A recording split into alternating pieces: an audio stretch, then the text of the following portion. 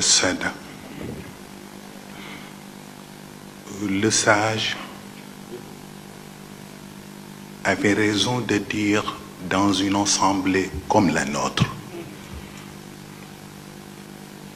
j'ai écouté avec une attention religieuse tout ce qui a été dit ici même. Le discours de notre secrétaire général,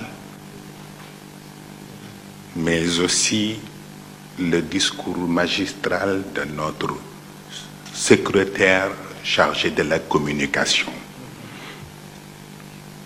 et par tous les autres. Aurais-je besoin d'ajouter quelque chose? Je n'en vois pas la nécessité. Mais vous aviez l'amabilité de me désigner comme votre président du parti. Et vous m'avez demandé aussi de présenter un discours de clôture.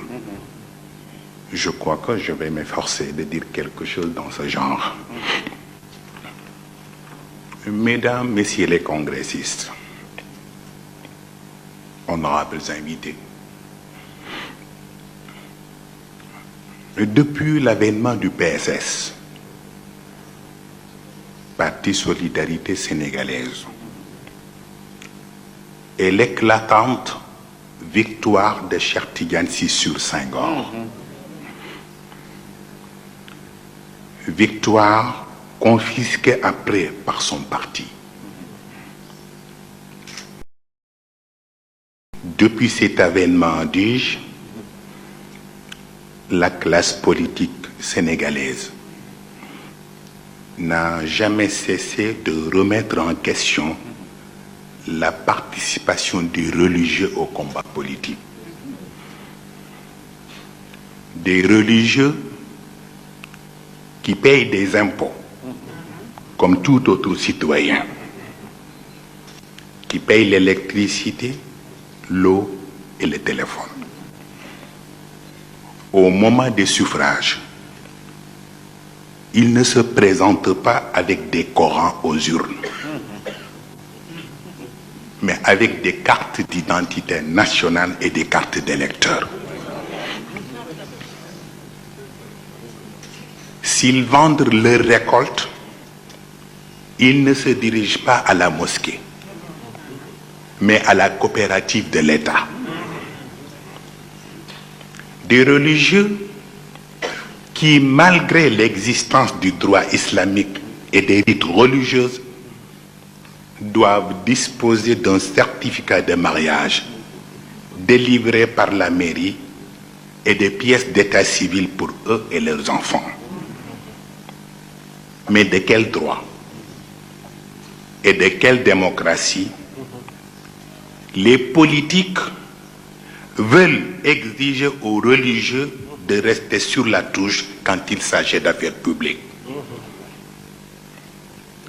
Comme si la logique imposait aux religieux un rôle de second plan ou un rôle de subordination tout court. Mais ces politiques ignorent que les premiers citoyens du monde s'appellent Abraham, Moïse, Jésus et Mahomet. Ils ont été les premiers opposants qui ont assuré la défense des peuples opprimés par les anciens empires gréco-romains. C'est cette même mission qui revient aux religieux, mais pas à n'importe quel religieux. Donc, il y a là une absence de conflit entre État laïque et religion. Car ils défendent les mêmes idéaux, il s'agit de gérer des hommes pour le meilleur et pour le pire. Raison pour laquelle la politique doit nécessairement apprendre aujourd'hui à réinventer positivement le lien sacré entre gouvernants et gouvernés.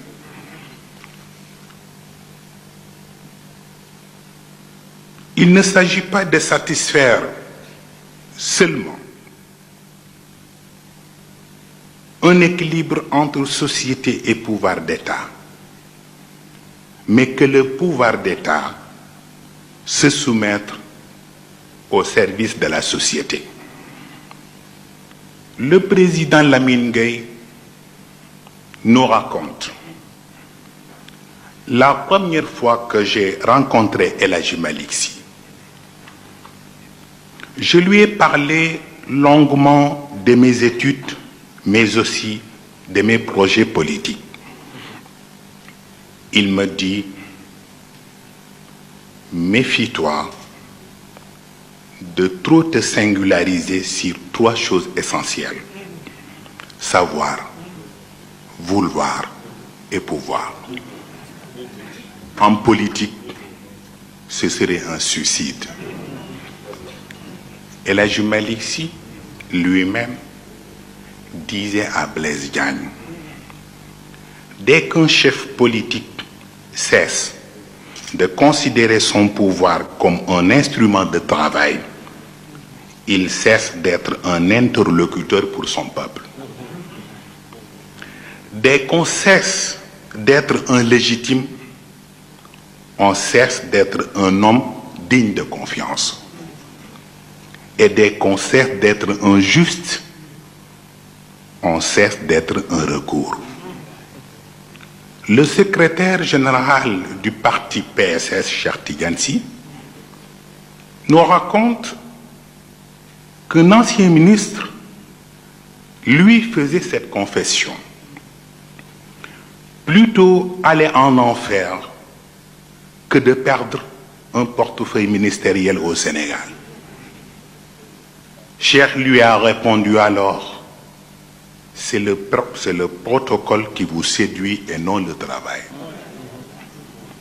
Le grand sage nous donne ce conseil: c'est plus que nécessaire d'apprendre à mourir avant la mort pour vivre dignement. Raison pour laquelle d'ailleurs le prophète Joseph Youssouf avait préféré la prison qu'à cette cohabitation dénuée de tout sens humain, car pour lui, la liberté est plus têtue qu'une cellule de prison. Mesdames, Messieurs les congressistes, honorables invités, notre pays a besoin aujourd'hui plus que jamais d'une nouvelle morale politique. Il a besoin d'être gouverné par des hommes mûrs,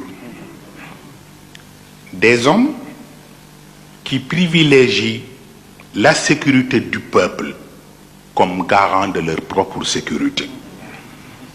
L'alternance, disait ce grand politologue, c'est Cheikh Tidiane Sy. L'alternance, c'est un grand principe. Ce merveilleux principe qui, au nom de suffrage universel, permet de procéder non seulement au changement des hommes, mais surtout au rééquilibrage des responsabilités. Pour terminer, Mesdames, Messieurs les congressistes, je voudrais encore une fois lire quelques phrases de cette lettre ouverte adressée au chef d'armée par Cheikh Tidiane Sy le 6 décembre 1994. Il s'adresse à tous les généraux en disant ceci: Messieurs, depuis 3 décennies, l'Afrique noire francophone ploie sous le joug des arrogances, mais toujours en se cherchant à travers tant d'enfantillage et de mimétisme. La France a remis les territoires entre les mains de quelques équipes en demandant à cela même qu'on appelle des peuples de s'en accommoder, même au prix de leur dignité, si dignité il y a. nous n'avons pas la prétention de priver ces territoires d'une autorité ou d'un pouvoir quelconque, mais que les choses soient faites selon les règles d'une démocratie moins primaire et moins nègre que ce qui se passe ici même. On ne vous demande pas d'être des légitimistes avant que la légitimité ne soit assurée, ni d'être des régimistes avant que les régimes ne soient approuvés par la conscience universelle. Ce que cette conscience attend de vous, c'est qu'au moins, pour une fois, vous soyez autre chose que de simples tirailleurs sénégalais. Et vous ne pouvez oublier de sitôt ce que cette expression crée dans l'imagination des pays anciennement ou nouvellement conquis. Nous vous prions donc d'oublier vos dissensions et d'aider vos frères à organiser des élections honnêtes et transparentes. L'uniforme est autre chose qu'une camisole de force. C'est un habit comme les autres.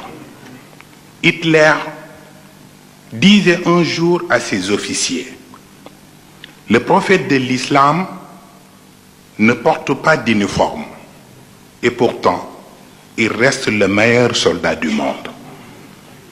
Il vous faut beaucoup de courage pour franchir ce pas important et qui n'a nullement besoin de ces vieilles carcasses qui ont pour nom chars ou blindés et dont les personnes âgées ont besoin pour se réchauffer pendant le froid. Et si vraiment vous vous sentez moins apte face à cet ultime recours, de grâce, mettez-vous de côté, vous et vos collègues de la police et de la gendarmerie, et laissez le peuple régler le problème à sa façon.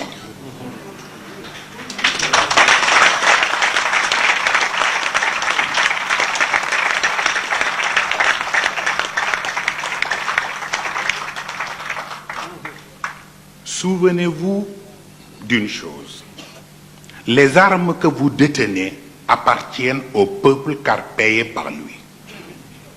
Ne les utilisez donc pas contre ses enfants. Dieu n'a-t-il pas dit à Mahomet: s'il vous arrive de souffrir, sachez que ceux qui ont le malheur de confisquer le pouvoir souffrent beaucoup plus que vous. Et vous avez un avantage sur eux, c'est que votre conscience est aussi limpide que celle d'un martyr. Fin de citation.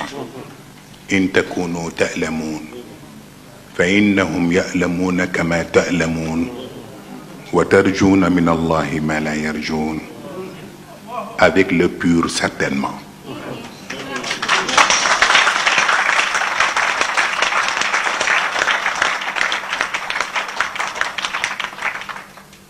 Avec le pur certainement, et avec tous les Sénégalais honnêtes, qu'ils soient militants de parti ou non, nous allons faire de ce Sénégal un pays fier et confiant, avec l'aide de Dieu bien sûr.